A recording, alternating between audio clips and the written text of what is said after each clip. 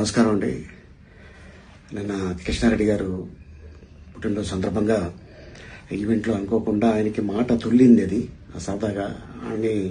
But ఏంటంటే దీన్ని తీసుకొని మీడియా మిత్రులు దీన్ని కొద్దిగా వైరల్ చేస్తున్నారు. ప్లీజ్, ఆయన మంచి ఆర్టిస్టు, ఆయన పుట్టుక దుఃఖంలో ఉన్నాడు, మనందరికీ తెలుసు.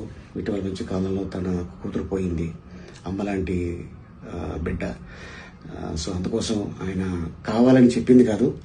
దీన్ని మళ్ళీ ఎవరు కూడా దీన్ని రప్చర్ చేయకండి ప్లీజ్. ఆయన పెద్ద ఆయన. నమస్కారం, అందరికీ నమస్కారం అండి.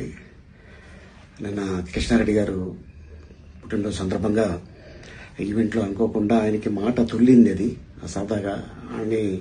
బట్ ఏంటంటే దీన్ని తీసుకొని మీడియా మిత్రులు దీన్ని కొద్దిగా వైరల్ చేస్తున్నారు. ప్లీజ్, ఆయన మంచి ఆర్టిస్టు, ఆయన పుట్టుక దుఃఖంలో ఉన్నాడు, మనందరికీ తెలుసు. ఇటీవల మంచి కాలంలో తన కూతురు పోయింది, అమ్మలాంటి బిడ్డ. సో అందుకోసం ఆయన కావాలని చెప్పింది కాదు.